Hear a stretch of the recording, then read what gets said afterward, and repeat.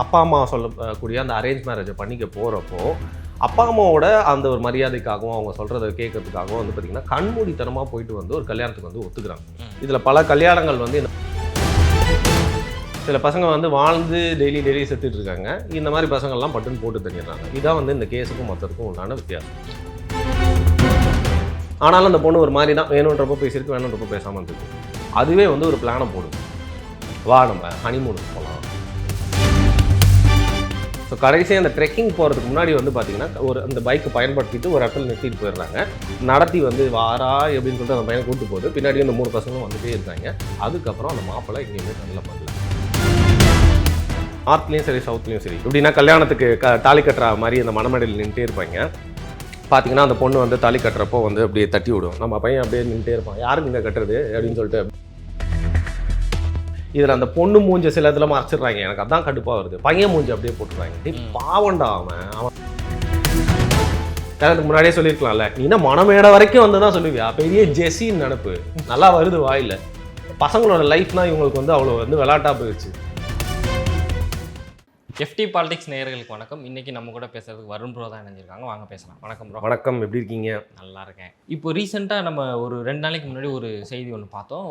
இது மாதிரி ஹனிமூன் போனாங்க. ஹனிமூன் போனதுக்கப்புறம் அவங்க அப்ஸ்காண்ட் ஆகிட்டாங்க. இப்போ ஹஸ்பண்டை பற்றியோ இல்லை அந்த ஒய்ஃபை பற்றி எந்த ஒரு தகவலுமே இல்லை. அப்புறம் பார்த்தா ஹஸ்பண்ட் மர்மமான முறையில் இறந்துருக்காரு. அவங்க ஒய்ஃப் மட்டும் இல்லை, அவங்களோட ஷர்ட் மட்டும் ரத்தக்கரையோடு இருக்கிறதா ஒரு நியூஸ் வந்தது. அது இப்போது ரீசெண்டாக காவல்துறை அவங்க வந்து விசாரித்து அதுக்கான எடுத்துட்டு வந்திருக்காங்க.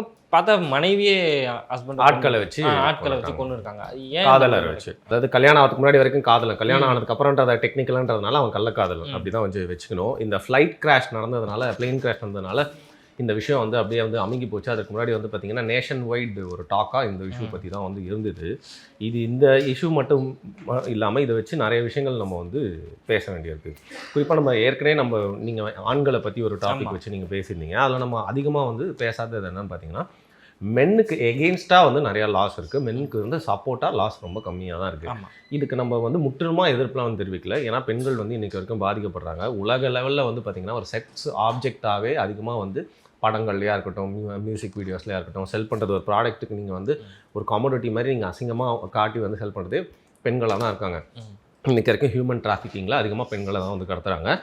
நிறைய ஆண்கள் வந்து பார்த்திங்கன்னா பெண்களை வந்து அடக்குமுறை பல இடங்களில் ஃபேமிலியில் மட்டும் இல்லாமல் கார்பரேட் லெவலையும் பண்ணிட்டு தான் இருக்காங்க. இதற்காக நம்மளுக்கு பெண்களுக்கு உண்டான சட்டங்கள், அவங்களுக்கு பாதுகாப்பான சட்டங்கள் நிறைய இருக்குது பெண்களுக்கும் சிறுமிகளுக்கும்.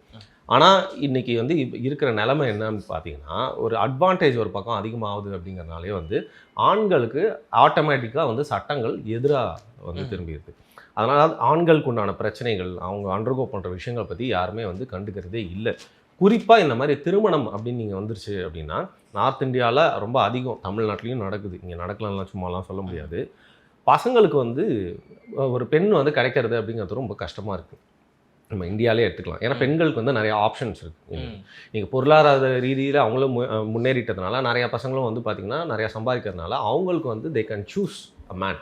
பட் மேனுக்கு வந்து அப்படி இல்லை கம்பேரிட்டிவ்லி. சரிங்களா? ஆண்களுக்கும் சூஸ் பண்ணுற இடத்துல இருப்பாங்க, பட் பெண்களே வந்து ரொம்ப கம்மியாக இருக்காங்களே. அந்த வகையில் வந்து பார்த்திங்கன்னா வந்து பெண்களில் சூஸ் பண்ணுறதுக்கு உண்டான சக்தி ஆண்களுக்கு ரொம்ப கம்மியாக இருக்குது. அப்போது வந்து நிறைய பசங்க அப்பா அம்மா சொல்லக்கூடிய அந்த அரேஞ்ச் மேரேஜை பண்ணிக்க போகிறப்போ அப்பா அம்மாவோட அந்த ஒரு மரியாதைக்காகவும் அவங்க சொல்கிறத கேட்கறதுக்காகவும் வந்து பார்த்திங்கன்னா கண்மூடித்தனமாக போயிட்டு வந்து ஒரு கல்யாணத்துக்கு வந்து ஒத்துக்கிறாங்க. இதில் பல கல்யாணங்கள் வந்து இந்த மாதிரி வந்து கொலையெல்லாம் நடக்கிறதுல தொடர்ந்து வந்து குடும்ப வாழ்க்கையை வந்து வாழ முயற்சிக்கிறாங்க. ஆனால் அந்த பையனுக்கு வந்து ரொம்ப நரகமாக இருக்குது. அப்போது என்ன பண்ணுறாங்க, டிவர்ஸ் பண்ணாமல் நிறைய பேர் எப்படியாவது ஒரு குழந்தை பெற்றுடுறாங்க, வேண்டாம் இருப்பா, அந்த குழந்தைக்காக அப்படியே வாழ்கிறாங்க. ஆனால் அவங்க 2 பேரும் தம்பதிகளுக்குள்ளே வந்து ரொம்ப சந்தோஷமாக இருக்காங்களான்னு கேட்டால் அது நான் ஃபிசிக்கல் ரிலேஷன்ஷிப் மட்டும் சொல்ல, மென்டல் ரிலேஷன்ஷிப்பே ரொம்ப ட்ராமேட்டிக்காக இருக்குது. இதெல்லாம் எங்கே ஆரம்பிக்குது அப்படின்னா, கண்மூடித்தனமாக அப்பா அம்மா சொல்கிறாங்க அப்படிங்கிறதுக்காக ஏதோ ஒரு பொண்ணு கிடச்சிருச்சு, நம்மளுக்கு மேல் வாழ்க்கையில் பொண்ணே கிடைக்குமான்னு தெரியல, அந்த பொண்ணு அழகாக இருக்கா, அந்த பொண்ணு மூலியமாக வந்து கொஞ்சம் சீர்லாம் வருது, டவுரி நிறையா வருது, பெரிய குடும்பம் அப்படிங்கிற மாதிரி வந்து பார்த்திங்கன்னா வீட்டோட மாப்பிள்ளையாக இருக்கலாம், அந்த மாதிரி பல ட்ராப்புகளில் போயிட்டு பசங்க விழுந்துடுறாங்க. இதில் நிறையா என்ன நடக்குதுன்னு பார்த்தீங்கன்னா, அப்பா அம்மா ஒரே மதம், ஒரே சாதி, நம்மளுக்கு தூரத்து சொந்தம், பெரிய பொருளாதாரம், அது மட்டும் இல்லாமல் இன்னொரு சைடு வந்து நான் சொல்கிறத கேட்கலன்னா சொத்து உனக்கு எழுதி தர மாட்டேன், அதில் பிரச்சனை பண்ணிடுவேன் அப்படின்னு சொல்லி பையனை வந்து என்ன பண்ணுறாங்க, இந்த மாதிரி பல ஃபேக்டருக்குள்ளே அடைச்சி ஒருத்தருக்கும் ஒரு பிரச்சனை, அந்த கல்யாணத்தை பண்ணிக்க வைக்கிறாங்க. அதற்கப்புறம் ஒரு சரியான புரிதல் இல்லாமல் அந்த பொண்ணுக்கு அதில் வந்து விருப்பம் இருக்கா, அந்த பொண்ணுக்கு ஒன்று நிஜமாக ஒரு மனுஷனாவது பார்க்குதா அந்த பொண்ணுக்கு ஒன்று பிடிச்சிருக்கா, அந்த பொண்ணுக்கு உனக்கு ஒரு புரிதல் இருக்கா, அது முழு விருப்பத்தோட தான் அந்த கல்யாணத்தை ஒத்துக்கிச்சாலாம் தெரியாமல் உள்ளே போயிடுறாங்க. உள்ளே போனாலும் தான் தெரியுது இவ்வளோ பிரச்சனைகள் இருக்குதுன்னு சொல்லிட்டு. இப்படி இருக்கிறப்போ அந்த பையனோட வாழ்க்கையே நரகமாக வந்து மாறிடுது. சில பசங்க வந்து வாழ்ந்து டெய்லி செத்துட்டு இருக்காங்க. இந்த மாதிரி பசங்கள்லாம் பட்டுன்னு போட்டு தண்ணிடுறாங்க. இதான் வந்து இந்த கேஸுக்கும் மற்றதுக்கும் உண்டான வித்தியாசம். ஸோ இந்த கேஸில் வந்து என்ன ஆயிருக்கு அப்படின்னு பார்த்தீங்கன்னா, மத்திய பிரதேசத்தில் இந்த கல்யாணம் நடந்திருக்கு. ஸோ ஒரு பெரிய ஒரு ஈவெண்ட் இது. ஒரே நாளில் நம்ம ஊரில் நடக்கிற மாதிரியான ஒரு கல்யாணம்லாம் இல்லை. அந்த சங்கீத்து கிங்கீத்து மெகந்தி இது மாதிரிலாம் போட்டு நிறையா பண்ணுவாங்க. அவங்க தெரியும் உங்களுக்கு ஒரு பாலிவுட் மேரேஜ் மாதிரி இருக்கும். நம்மளுக்கு சுந்தர்சி படத்தில் மட்டும்தான் அந்த இந்த மாதிரி கல்யாணம்லாம் நடக்கும் தமிழில். அவங்களுக்கு வந்து ஃபுல் அண்ட் ஃபுல் வந்து சாதாரண ஒரு ஃபங்க்ஷனே அந்த மாதிரி கிராண்டாக தான் பண்ணுவாங்க. அப்படி பார்க்குறப்போ வரக்கூடிய அந்த ரீல்ஸில் வீடியோஸில் எல்லாமே அந்த பொண்ணு வந்து எப்போயோ ஒரு வாட்டி தான் சிரிக்குது, மற்றபடி வந்து ரொம்ப வேண்டாம் இருப்பா தான் வந்து நின்றுட்டுருக்கு. அப்போவே சம்திங் வியர்டாக தான் வந்து அந்த வீடியோஸ்லாம் வந்து பார்க்குறப்போ தோணுது. ஸோ குறிப்பாக இந்த பெண்ணோட கேஸில் என்னென்னு பார்த்தீங்கன்னா, அந்த பொண்ணு வந்து வேண்டாம் இருப்பா வந்து அவங்க அப்பாவுடைய ஒரு என்ன சொல்கிறது, அவரை வந்து திணிச்சு தான் வந்து சம்மதிக்க வச்சுருக்காரு அந்த கல்யாணத்துக்கு. இந்த பொண்ணு ஏதோ ஒரு தொழில் பண்ணுது அப்படின்னு நினைக்கிறேன். அந்த தொழிலில் வந்து 2-3 பேர் வந்து அந்த பொண்ணு கூட ஒர்க் பண்ணுறாங்க. அதில் ஒரு பையன் வந்து அக்கௌண்டண்ட்டாக வந்து ஒர்க் பண்ணுறான். ஸோ இந்த பொண்ணுக்கும் அந்த பையனுக்கும் வந்து பார்த்திங்கன்னா வந்து லவ் இருந்திருக்கு. இந்த பொண்ணு வந்து எல்டர், அந்த பையனோட வந்து பார்த்திங்கன்னா 4-5 வயசு பெரிய பொண்ணு. அவன் வந்து 21 வயசு ஏதோ ஒரு பையன் தான். அவன் பேர் வந்து ராஜா குஷ்வஹா அப்படிங்கிற பையன். இந்த பொண்ணு பேர் வந்து சோனா ரகுவம்சி அப்படிங்கிறது. ஸோ இந்த பொண்ணு வந்து அப்பா வந்து சொல்கிறாருன்றதுக்காக வேறு வழியே இல்லாமல் அதே சாதி இன்னொரு பையனும் பார்த்திங்கன்னா அவன் பேரும் ரகுவம்சி, ராஜு ரகுவம்சி, அவனை தான் வந்து கல்யாணம் பண்ணி வந்து வைக்கிறாங்க. ஃபஸ்ட்டே இது வேணான்னு சொல்லி பார்த்துருக்கு. அப்பா வந்து எதோ சொல்லி கல்யாணம் பண்ணி வச்சிருக்காரு. அதுக்கப்புறம் அந்த பையன் கூட வந்து பேசுறதுக்கு உண்டான நிகழ்வுலையோ அந்த பையன் எப்போலாம் பேச முயற்சிருக்கானோ அப்பயும் சரியாக பேசலை. சரி கல்யாணத்துக்கு முன்னாடி தானே அப்படின்னு சொல்லிட்டு வந்து பார்த்தா, கல்யாணத்துக்கான அந்த நிச்சயதார்த்தம் சங்கீத்து அது இது நடக்கிறப்போ எந்த ஃபங்க்ஷன்லையுமே அவன் கூட வந்து சரியாக மூஞ்சி கொடுத்தே வந்து பேச மாட்டேங்குது. ஃபோட்டோ கூட ஒழுங்காக போஸ்ட் கொடுக்க மாட்டேங்குது. அப்போவே இந்த பையன் என்ன சொல்லியிருக்கான், போயிட்டு அவனோட அம்மா கிட்ட, அந்த பையனோட அம்மா கிட்ட வந்து என்னம்மா அந்த பொண்ணு பேசவே மாட்டேன்னா, இப்போ அந்த அம்மா போயிட்டு வந்து அந்த பொண்ணுக்கிட்ட கேட்டிருக்காங்க, ஏமா என் பையன்கிட்ட பேசவே மாட்டேன்னா, இல்லை பேரலி ஒர்க்கில் வந்து நிறையா ஸ்ட்ரெஸ் இருக்குது, நான் பிஸ்னஸ் பண்ணுறதுக்குலாம் நிறையா ஸ்ட்ரெஸ் இருக்குது, அதனால் வந்து உங்கள் பையன்கிட்ட எனக்கு பேசுறதுக்கு போன டைம் இல்லை, மற்றபடி வேறு எதுவுமே இல்லைன்னு சொல்லி சமாளிச்சது. அதை போய்ட்டு அவங்க அம்மாவும் இந்த பையன்கிட்ட சொன்னாலும் ஓகே இப்படி தான் போல எல்லாம் சரியாயிரும்னு நினச்சி இந்த கேன பையனும் என்ன பண்ணியிருக்கான், அவன் வந்து இந்த கல்யாணத்துக்கு ஒத்துக்கிட்டு அந்த ஈவெண்ட்டில் அந்த பொண்ணோட சிடுமூஞ்சித்தனத்தெல்லாம் வந்து பொறுத்துக்கிட்டு அப்படியே அந்த கல்யாணத்தை வந்து நடத்தி முடிச்சிருக்காங்க. முடிச்சதுக்கப்புறமாவும் வந்து பார்த்திங்கன்னா சரியாக கனெக்ஷன் எதுவும் இல்லை. பட் அவங்க ஃபிசிக்கல் ரிலேஷன்ஷிப் வச்சுக்கிட்டாங்களா அதெல்லாம் நடந்ததா எல்லாம் தெரியல. ஆனாலும் அந்த பொண்ணு ஒரு மாதிரி தான் வேணுன்றப்போ பேசியிருக்கு, வேணுன்றப்போ பேசாமல் இருந்திருக்கு. அதுவே வந்து ஒரு பிளானை போடுது, வா நம்ம ஹனிமூனுக்கு போகலாம் அப்படின்னு சொல்லிட்டு. ஸோ ஹனிமூனுக்கு போடுறதுக்கு வந்து பார்த்திங்கன்னா நம்ம பிடி ஹாலிடேஸ் மாரி அதே வந்து ஃபுல் பேக்கேஜை எடுத்து செய்யுது. ஒரு 9 lakhs 10 lakhs கிட்ட வந்து செலவாகும், அதற்கான காசை வந்து ப்ரிப்பேர் பண்ணி எங்கிட்ட கொடுன்னு சொன்னோன்னா இந்த கேன பையன் அவங்க அப்பா அம்மா பேச்செலாம் கேட்காம இல்லை அவங்ககிட்ட வந்து முழுசாக சொல்லாமல் அந்த பொண்ணுக்கிட்டே முழு கொடுப்போம். சரி ஏன் அவனோட மனசு வந்து யோசிச்சு பாருங்க, இது வந்து எங்கிட்ட பேசவும் இல்லை, இவ்வளோ நாள் சிரிச்சும் பேசலை, இப்போ வந்து டூருக்கு ஹனிமூன்லாம் அரேஞ்ச் பண்ணேன்னொன்னா அந்த பையனோட மனநிலை எப்படி இருக்கும். அதாவது ஒரு ஜோக்கில் கூட பார்த்துருப்போம், உங்களுக்கு என்ன மாதிரி பொண்ணு வேணும், பொண்ணு என்ன மாதிரி இருக்கணும், பொண்ணு மாதிரி இருக்கணும், கிடைச்சா போதுங்க அப்படிங்கிற மாதிரி கல்யாணம் பண்ணியிருக்கான் போல. அதனால் அந்த காசெல்லாம் வந்து சேர்த்துட்டு சரி இவங்க அந்த பொண்ணு டூருக்கு எங்கன்னு பார்த்தீங்கன்னா மேகாலயாவுக்கு போகலாம். அந்த ரூட் மேப்லாம் வந்து பார்த்திங்கன்னா வேறு ஒரு இடத்துக்குலாம் போயிட்டு தங்கிட்டு வேறு இடத்துல ட்ரெயின் பஸ்ஸு பிடிச்சி போகிற மாதிரி ஃபுல் ரூட் மேப்பாக தான் வந்து பண்ணிட்டு மேகாலயாவில் போயிட்டு ஷில்லாங்கில் வந்து நல்லா நம்ம என்ஜாய் பண்ணலாம் அப்படின்னு சொல்லிட்டு அங்கே வந்து பார்த்திங்கன்னா இந்த பொண்ணை எல்லாம் அரேஞ்ச் பண்ணோன்னே காசு எல்லாமே அந்த பொண்ணுக்கிட்ட கொடுத்துட்டான். ஒரு ட்ரிப் போகிறதுக்கு ரெடியாக வராங்க. முன்னாடி நான் என்ன பண்ணியிருக்கோம், உங்ககிட்ட இருக்க நகை, நம்மளோட கல்யாணத்துக்கு போட்ட நகை, உன் நகை ஏன் நகை எல்லாத்தையும் எடுத்து போட்டுக்கோ, நம்ம சும்மா கிராண்டாக போயிட்டு வரலாம்னு சொல்லிட்டு நீங்களே சொல்லுங்கள். இப்போ கோவாக்கு வந்து போகிறீங்க, நீங்களும் உங்களோட காதலி இல்லை நீங்களும் உங்கள் மனைவியே போகிறீங்க அப்படின்னா கோவாக்கு உண்டான ட்ரெஸ்லாம் எடுத்துகிட்டு போவீங்க. அங்கே போயிட்டு நம்மளோட கல்யாணத்துக்கு போகிற மாதிரி நகை மோதிரம் செயின்லாம் எடுத்துகிட்டு போவீங்களா? அப்படி உங்களோட பார்ட்னர்ஸ்னால் ஏன் அதெல்லாம் தேவையில்லைன்னு சொல்லி அட்வைஸ் பண்ணாமல் இந்த பையன் வந்து மாடு மேலே தலையாட்டிட்டு அந்த பொண்ணு சொல்கிறத கேட்டுட்டு அந்த நகை எல்லாத்தையுமே வந்து பேக் பண்ணிவிட்டு எடுத்துகிட்டு அந்த ஹனிமூனுக்கு வந்து கிளம்பியிருக்கான். இப்படி அவங்க ஹனிமூனுக்கு கிளம்புறப்போவே என்ன இருக்குது, பேரலி இந்த கள்ளக்காதலன் இருக்கான்ல அவனை அங்கேயே வச்சுட்டு அவங்ககிட்ட இந்த பிளானெல்லாம் சொல்லிவிட்டு, அதாவது ஏன் இந்த பிளானெல்லாம் போட்டு ஹனிமூனுக்கு கூப்பிட்டு போகிறோன்றதை சொல்லிவிட்டு அதற்கப்புறம் இவங்க கிளம்புறாங்க. கிளம்புறப்போ வந்து பார்த்திங்கன்னா இவங்க வந்து ஃப்ளைட்டோ ஏதோ பிடிச்சி வந்து போயிடுறாங்க. இவங்களுக்கு பின்னாடியே வந்து பார்த்திங்கன்னா 3 பசங்க வந்து ட்ரெயினில் ஃபாலோ பண்ணி வராங்க இவங்க போன அடுத்த நாளைக்கு. ஸோ ஊரெல்லாம் சுற்றிட்டு அப்படி இப்படின்னு போயிட்டு அந்த கடைசி டெஸ்டினேஷன் அடையிறப்பவும் இவங்களோட லைவ் லொக்கேஷனு கரண்ட் லொக்கேஷன் எல்லாத்தையும் அந்த பொண்ணு அந்த 3 பசங்களுக்கும் இந்த கள்ளக்காதலனுக்கும் அனுப்பிட்டே இருக்குது. ஸோ அந்த கள்ளக்காதலன் வந்து பார்த்திங்கன்னா ஃபோனில் வந்து இந்த 3 பசங்க கூடயும் கோஆர்டினேட் பண்ணுறான். அந்த பொண்ணு இந்த 3 பசங்க கூட கோஆர்டினேட் பண்ணி எங்கெங்கே இருக்கோன்றதை சொல்லிவிட்டு ஒரு 2 நாள் வந்து நிறைய இடத்த வந்து சுற்றி பார்த்துட்டு தங்கிட்டு இந்த ரூட் பிரிட்ஜு அதுக்கப்புறம் வந்து பார்த்திங்கன்னா அந்த மலை மாதிரிலாம் இருக்கும், அங்கே வந்து ட்ரெக்கிங் போகிற வழிலாம் இருக்குது. மேகாலயாவில் வந்து அந்த ட்ரெக்கிங் போகிற வழியில் இந்த பையனை வந்து கூப்பிட்டு போயிருக்கு. அப்போ ஒரு கைடு பார்த்து வந்து கேட்டிருக்காரு முன்னாலே, நான் உங்களை கூப்பிட்டு போகிறேன்னு சொல்லிட்டு, இல்லை நாங்கள் வேறு கைடை ஃபிக்ஸ் பண்ணிட்டோம் அப்படின்னு சொல்லிட்டு இது வந்து கூப்பிட்டு போயிருக்கு. இப்போ இந்த பேசின கைடும் அந்த வந்து அடுத்த அதனால் அவங்க போகிறப்போ பார்க்குறாரு, இவங்க போகிறாங்க, இவங்க போகிறதுக்கு பின்னாடியே இந்த 3 பசங்களும் வந்து அடைஞ்சிடுறாங்க. அவனுங்க வந்து போயிட்டே இருக்காங்க. இவங்க வாடகைக்கு ஒரு ஸ்கூட்டர் வேறு வந்து எடுத்திருக்காங்க.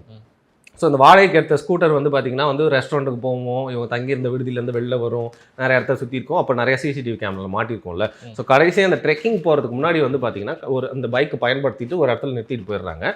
நடத்தி வந்து வாரா அப்படின்னு சொல்லிட்டு அந்த பையனை கூப்பிட்டு போகுது. பின்னாடி அந்த 3 பசங்களும் வந்துகிட்டே இருக்காங்க. அதுக்கப்புறம் அந்த மாப்பிள்ளை எங்கேயுமே கண்ணில் படல. ஸோ இவங்க வந்து இந்த சைடில் இருந்து பார்த்தீங்கன்னா ஸ்டோரியை 2 சைடு ஆஃப் பேரண்ட்ஸும் என்னது ஹனிமூனுக்கு போனாங்க வரவே இல்லையே. ஏதோ ஒரு படத்தில் வந்து பார்த்தீங்கன்னா கல்யாணத்துக்கு அப்புறம் ஹனிமூனுக்கு அப்புறம் 3-4 நாள் கதவை திறக்கவே மாட்டாங்க. அவ்வளோ இன்ட்ரெஸ்ட்டாக ஹனிமூன் கொண்டாடிட்டு இருக்காங்க போல இருக்குன்னு சொல்லிட்டு இவங்களும் விட்டாங்க. ஆல்மோஸ்ட் 16 நாள் 18 நாள் ஆனதுக்கப்புறமும் வரலையே அப்படின்னோன்னா ஃபோனும் சரியாக ரீச் ஆகலை அப்படின்னோன்னா போலீஸ் கம்ப்ளைண்ட் கொடுத்துட்டாங்க. ஸோ போலீஸ் வந்து அங்கே இன்ஃபார்ம் பண்ணி மேகாலயா போலீஸ் கிட்ட சொல்லி நார்த் இந்தியன்ஸ்லாம் அந்த சைட் போனாலே நார்த் ஈஸ்ட்டுக்கு போனாலே வந்து பாதுகாப்பே இல்லை அப்படிங்கிற மாதிரி அந்த பிரச்சனையை கிளப்பி அப்படிலாம் ஒன்றும் இல்லை இவங்களை அந்த கேஸை நாங்கள் இது பண்ணுறோம்னு சொல்லிட்டு ஆப்வியஸ்லி 2 பேருமே காணோம். 2 பேருமே வந்து பார்த்தீங்கன்னா பொருட்கள்லாம் நிறையா எடுத்து போனதுனால இல்லை கொள்ளைக்காரங்க அடித்து எல்லா பொருளையும் பிடிங்கிட்டு 2 பேருமே கொண்டுட்டாங்க போலன்னு சொல்லிட்டு. ஏன்னா 2 பேரும் கிடைக்கல. அப்புறம் வந்து பார்த்தா இந்த சிசிடிவி கேமராவில் பல இடங்களில் இவங்க 2 பேரும் அதாவது கணவன் மனைவி தெரியுறாங்க. கடைசியாக அந்த ஸ்கூட்டர்லேருந்து இறங்கி போனது தான் தெரியுது.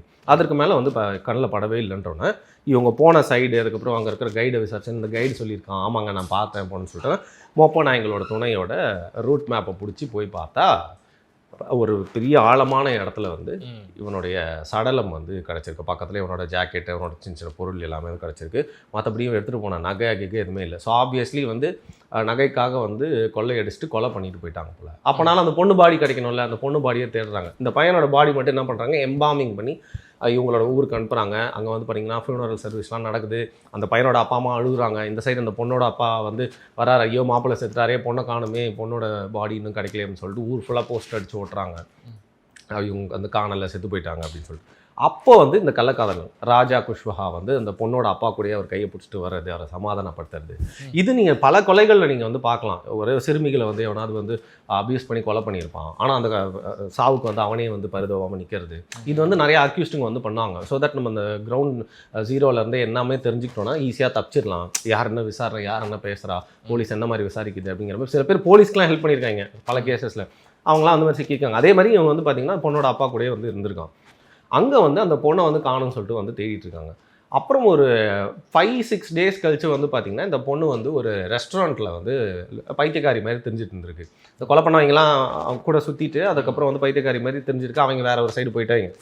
அங்கே வந்து அங்கே அந்த ரெஸ்டாரண்ட் ஆள்கிட்ட போயிட்டு நான் வந்து இந்த மாதிரி தோணிட்டேன், புருஷனை வந்து கொண்டுட்டாங்க, எங்கள் அப்பாவுக்கு கால் பண்ணணுன்னா அங்கேருந்து அந்த கால் பண்ணால் அவங்க அப்பா வந்து உடனே போலீஸ்க்கு இன்ஃபார்ம் பண்ணி அந்த பொண்ணை கூட்டிகிட்டு வந்து பெண்களுக்கு உண்டான ஒரு மனநிலை சரியில்லை இது மாதிரி பிரச்சனை அப்படின்னா வந்து அவங்களுக்கு உண்டான ஒரு கேர் சென்டர் இருக்கும், அங்கே வந்து வச்சு இது ஒரு விக்டிம் போல் அப்படின்னு சொல்லிட்டு அந்த பொண்ணை வந்து என்ன ஆச்சுன்னு சொல்லிட்டு விசாரிச்சுட்டு இருக்காங்க. போலீஸ் விசாரணைக்கு அப்புறமே உங்களுக்கு தெரியும் முன்னுக்கு பின் முரணான தகவல் அதுலேருந்து கொஞ்சம் கொஞ்சமாக விசாரிச்சா இந்த பொண்ணு யாருக்கு பேசியிருக்கு, அந்த 3 பசங்க யாருக்கு பேசினாங்க, இந்த பையன் எல்லாத்தையும் வச்சு கூப்பிட்டு இவங்க 4 பேரையும் வந்து கூப்பிட்டு விசாரிக்கிறப்போ ஒரு உண்மையாக வெளில வந்துடுது. அதுக்கப்புறம் இந்த பொண்ணையே கூப்பிட்டு எப்படி விசாரிச்சா சொல்லிடுச்சு. பிளான் பண்ணி கூப்பிட்டு போயிட்டு அவனை இது ஒரு கொள்ளைக்கார மாதிரி கொள்ளை நடந்த மாதிரி மாற்றி கள்ளக்காதலனோட துணையோட இந்த 3 பசங்களை வச்சு அவனை வந்து ஒரு அருவாளால் வெட்டி அறுத்து கொன்றுச்சு. இதான் வந்து நடந்தது. ஸோ இது இந்த கேஸ் மட்டும் இல்லாமல் நம்ம நிறைய பார்க்குறோம். இதே மாதிரி நிறைய பசங்க வந்து பார்த்திங்கன்னா அப்பா அம்மா சொல்கிறாங்கன்றதுக்காக சரியாக விசாரிக்காமல் அந்த பொண்ணுக்கு பிடிச்சிருக்கா இல்லையா, பாஸ்ட் லைஃப் இருக்கா இல்லையா, எக்ஸ் கூட தொடர்பில் இருக்கா இல்லையா அப்படிங்கிறத பார்க்காம போயிட்டு தங்களோட வாழ்க்கையை வந்து ஆடு மாதிரி போய் சிக்கிடுறாங்க. அதில் வந்து இந்த பையன் வந்து ஒரு பெரிய விக்டம் ஆகிட்டான். நாட்டுக்கே வந்து ஒரு பெரிய பாடமாக அமைஞ்சிட்டான். ஆனால் இதில் அந்த பையன் மேலேயும் தப்பு இருக்குல்ல, என்ன சொன்னாலும் தலையாட்டிட்டு கண்டிப்பாக தப்பு இருக்குது. செத்துட்டான், பாவப்படுறதை தாண்டி அவன் மேலே தப்பு இல்லைன்னு நம்ம என்ன சொன்னோம், கண்டிப்பாக தப்பு இருக்குது. அவன் தானே ஒரு டூர் அரேஞ்ச் பண்ணிட்டு தான் அவன் தான் பண்ணியிருக்கணும். அது மட்டும் இல்லாமல் விசாரணையும் வந்து பார்த்திங்கன்னா வந்து கல்யாணத்துக்கு முன்னாடியே வந்து ஏன் அந்த பொண்ணு கல்யாணம் பண்ணிக்கிறீங்க, ஏன் அந்த பொண்ணு பேச மாட்டேங்குது, வேலைனா பேச மாட்டாளா, அப்போ எனக்கு வேலை இல்லையா, விசாரிச்சு சொல்லுங்க. இந்த கல்யாணத்தை அந்த ஈவெண்ட்லேயே நிறுத்திருக்கலாம். அவன் அட்லீஸ்ட் உயிரோடவா இருந்திருப்பான், இன்னொரு பொண்ணாவது கிடச்சிருக்கும் அவனுக்கு ஃப்யூச்சரில். இன்னும் ஒன்று இந்த கல்யாணம் நின்றுருக்கும்.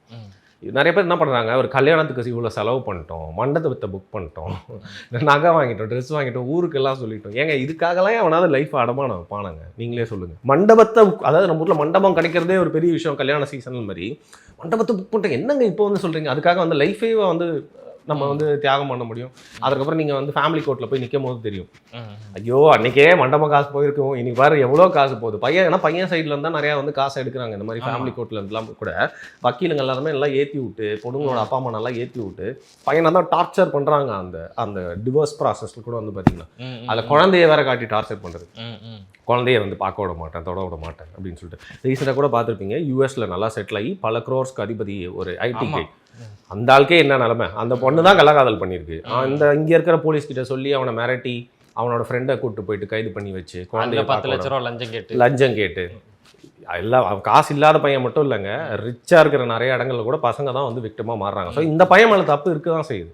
உயிரோட வாதம் இருந்திருப்பான். இன்னைக்கு பாருங்க பெரிய கேஸாக நியூஸாக போயிட்டு நீங்கள் இது எப்படி சரி பண்ண முடியும்னு நினைக்கிறீங்க? இப்போ எஸ்ஆர்னோல முடிய வேண்டிய விஷயம் தான் அது. இவ்வளோ பெரிய மர்டர் ஆயிருக்கு, அது ஏதோ பிளான் பண்ணி ஸ்கெட்ச் பண்ண மாதிரி இருக்கு. இது எப்படி முடியும்னு நினைக்கிறீங்க? முடியும்னா பசங்களை எப்படி சரி பண்ண முடியும்? பசங்களை எப்படி காப்பாற்றிக்கலாம்னு நீங்கள் கேளுங்க. இதாவது பரவாயில்ல, இது வந்து அவன் செத்து போயிட்டான். பல இடங்கள்ல வந்து பார்த்தீங்கன்னா நிறைய ரீல்ஸ் பிரதர், நார்த்லேயும் சரி சவுத்லேயும் சரி, எப்படின்னா கல்யாணத்துக்கு தாலி கட்டுற மாதிரி அந்த மணமேடையில் நின்றுட்டே இருப்பாங்க. பார்த்தீங்கன்னா அந்த பொண்ணு வந்து தாலி கட்டுறப்போ வந்து அப்படியே தட்டி விடும். நம்ம பையன் அப்படியே நின்றுட்டே இருப்பான், யாருக்கு இங்கே கட்டுறது அப்படின்னு சொல்லிட்டு அப்படியே விட்டா பக்கத்தில் கட்டிடுவான் போல. அவனுக்கு கட்டணம் இப்போ எடுத்தோன்னே டே அந்த பொண்ணு வந்து பார்த்தீங்கன்னா அவனை அசங்கப்பட்டிட்டு போவோம். தமிழில் நிறைய அந்த மணமேடையிலேருந்து எந்திரிச்சு வந்து போகிறது. உடனே பின்னாடி அந்த அத்தைங்கெல்லாம் இருப்பாங்களே, என்ன ஏய் ஏய் ஏய் அங்கேயே கன்வின்ஸ் பண்ணிருப்பாங்க. அது பார்த்தா ஏஞ்சி போயிடும். இது வைரலாக ரீல்ஸாக வரும். இதில் அந்த பொண்ணு மூஞ்ச சில இதில் மறைச்சிடுறாங்க. எனக்கு அதான் கடுப்பாக வருது. பையன் மூஞ்சி அப்படியே போட்டுடுறாங்க. அப்படியே பாவண்டா அவன் அப்படியே கேன மாதிரி நின்றுருப்பான். லைஃப் ஃபுல்லாக இந்த போஸ்ட் தான் அவனுக்கு ஞாபகம் வந்துட்டே இருக்கும். அப்படியே அவனோட லைஃபே போச்சா, இல் பி அ ட்ரால் மெட்டீரியல் தானே. அதை பார்க்கும்போது அவனுக்கு எவ்வளோ தோணும். அதில் கீழே இருக்க கமெண்ட்ஸ்லாம் வந்து பார்த்தா நிறைய பேர் அந்த பையன் தான் சப்போர்ட் பண்ணியிருக்காங்க. இருந்தாலும் அது லைஃப் ஃபுல்லாக அது அவனுக்கு ஒரு மெமரி அசிங்கம். அது எவ்வளோ சொந்தக்காரங்க அதை வந்து பார்த்துருப்பாங்க. அந்த பொண்ணு மேலே தான் தப்பாக இருக்கும். அது வந்து கல்யாணத்துக்கு முன்னாடியே சொல்லியிருக்கலாம்ல. நீ என்ன மனமேடை வரைக்கும் வந்து தான் சொல்லுவியா, பெரிய ஜெஸின்னு நினப்பு நல்லா வருது வாயில். பசங்களோட லைஃப்னா இவங்களுக்கு வந்து அவ்வளோ வந்து விளையாட்டாக போயிடுச்சு. அதுக்கு வந்து அந்த காதலன் வெயிட் பண்ணிட்டு இருப்பான். அந்த மேடையிலேருந்து போனோன்னா வீட்டில் போயிட்டு 2 அரை விட்டுருப்பாங்கன்னு வச்சுக்கோங்க அப்பா அம்மா. அதெல்லாம் தாண்டி அந்த காதலன் தான் வேணும் அடம் பிடிச்சி கல்யாணம் பண்ணிட்டு போயிடும், இல்லை வீட்டை விட்டு கூட ஓடி போய் அந்த பையனே பிடிச்சிரும் தன்னுடைய வாட்ஸ்அப் காதலனை.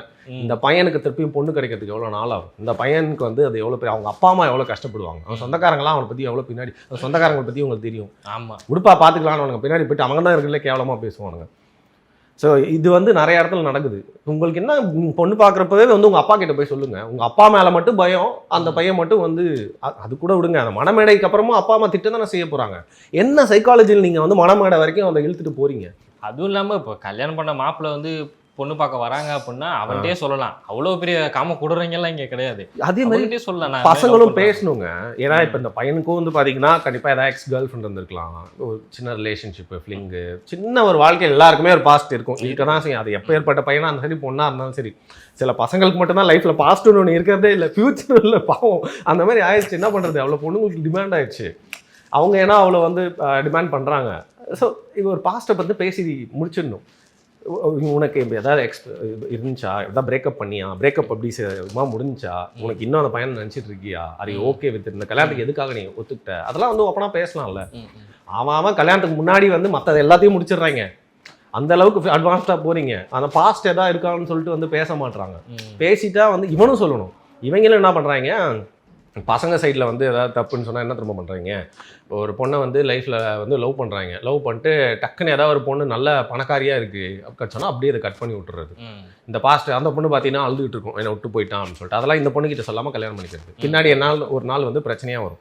இப்படி நீ பேராசப்பட்டு வந்து பெரிய இடத்து பொண்ணை கல்யாணம் பண்ணி போவேன், அவள் வந்து இன்னொரு பையனை நினச்சிட்டு இருந்துப்பா. அப்புறம் தான் உனக்கு ஆஹா நம்ம பண்ணது நம்மளுக்கே திருப்பி அடிக்குதே அப்படின்னு சொல்லிட்டு. ஸோ பையனும் பொண்ணும் 2 பேருக்குமே வந்து பார்த்தீங்கன்னா உங்களோட பாஸ்ட் ரிலேஷன்ஷிப்பை பற்றி ஓப்பனாக வந்து டிஸ்கஸ் பண்ணிட்டீங்க அப்படின்னா அது அப்பா அம்மாவுக்கும் ஒரு பெரிய ட்ராமாவாக இருக்காது, பண செலவு ஆகாது. உங்கள் சொந்தக்காரங்களாம் தேவையெல்லாம் பஸ் பிடிச்சி கிளம்பி வந்துருக்க மாட்டாங்க. உனக்கும் வந்து அவமானம் ஏற்பட்டிருக்காது. ஒரு பெரிய ட்ராமா. அந்த பொண்ணு பிடிச்சவங்க கூட வாழும், நீயும் போயிட்டு உன் பொண்ணு பிடிச்ச பொண்ணு கூட வாழலாம். ஏற்கனவே சொன்ன மாதிரி ஜஸ்ட் பிகாஸ் காஸ்ட்டு, மதம், அந்தஸ்து இந்த மாதிரி விஷயங்களுக்காக வந்து பார்த்தீங்கன்னா டௌரிக்காக வந்து இந்த மாதிரி ஒரு கேவலமான ஒரு வியாபாரத்தை வந்து அப்பா அம்மா சில நேரத்தில் வந்து செஞ்சு வைக்கிறாங்க. பசங்களும் வந்து சுயநலத்தில் வந்து கல்யாணம் பண்ணிக்கலாம்னு பார்க்குறாங்க. கடைசியில் அது அவங்களுக்கு தான் பாதகமாக வந்து முடியும். நீங்கள் சொன்ன மாதிரி ரீசெண்டாக நிறைய கேசஸ் பார்க்க முடிஞ்சது. திடீர்னு பார்த்தா வரதட்சணை கொடுமை அப்படின்றாங்க. அப்போ அங்கே அது நடந்திருக்கு. வரதட்சணை கொடுமை ஆனால் ஒன்று நடந்திருக்கு. பாவம் நேற்று தாம்பரத்துலன்னு நினைக்கிறேன் ஒரு நியூஸ். அந்த பொண்ணு பாவம் ஆடியோ ரெக்கார்ட் பண்ணி வச்சுட்டு செத்து போயிருக்கு. அது வந்து பார்த்தீங்கன்னா அந்த டவுரி வந்து கொடுக்குறேன்னு சொல்லியிருக்காங்க. ஆனால் அவங்க வந்து உடனே கொடுக்குறேன்னு சில நேரத்தில் போய் சொல்லியும் கல்யாணம் பண்ணி வச்சுறாங்க. அந்த சைடு வந்து ரொம்ப கேவலமாக அந்த பொண்ணு அவ்வளோ அழகாக இருக்குது. அந்த பையன் கூட கல்யாணம் பண்ணி அவனை பார்த்தா வந்து உன் பாடி உன்னை எப்படி வந்து குடும்பப்படுத்துகிறோம் பாருங்கிற மாதிரி அவனை பார்த்தா ஒரு வில்லன் மாதிரியே இருக்கான் பார்க்குறதுக்கு. அதுக்கேற்ற மாதிரியே வந்து அதை குடும்பப்படுத்தி அந்த பொண்ணு வந்து பாவம் அவ்வளோ உருக்கமாக ஆடியோ ரெக்கார்ட் பண்ணி வச்சுட்டு தற்கொலை பண்ணி வந்து செத்து போச்சு. ஸோ அப்பா அம்மா சைட்லேயும் நிறைய தப்பு இருக்குது. ஏன்னா நீங்கள் பண்ணுறதே ஒரு டவுரி டீல்லாம் வந்து வச்சு தான் பண்ணி கல்யாணம் பண்ணி கொடுக்குறீங்க. அது எப்போ வந்து எங்களுக்கு இப்போ தான் அது கொடுக்க முடியும் அப்படிங்கிறத ஓப்பனாக சொல்லுங்கள். ஏன்னா அதை வச்சு கடைசியில் வந்து அவதிப்பட போகிறது குடும்பப்படுத்துறது யாருன்னு பார்த்தீங்கன்னா அந்த பொண்ணு தான் வந்து அவதிப்படுது. உங்ககிட்ட ஃபோன் பண்ணி சொல்ல முடியும் நீங்கள் ஓகே ஆறுதல் சொன்னால் தினம் வந்து அந்த நாத்தனார் மாமியார் மாமனார் புருஷன்கிட்ட வந்து அவதிப்படுறது வந்து அந்த பொண்ணு தான். ஸோ இந்த கல்யாணம் பண்ணி வைக்கும் போதே வந்து இவ்வளோ பிரச்சனைகள் வந்து கன்ஃபியூஷன்ஸ் வைக்காமல் ஓப்பனாக எல்லாமே டிரான்ஸ்பரண்ட்டாக பேசி முடிச்சிட்டா இந்த மாதிரி கேசஸ்லாம் நம்ம வந்து பார்க்க மாட்டோம். உங்களோட நேரத்துக்கும் உங்கள் பதிலுக்கும் ரொம்ப நன்றி.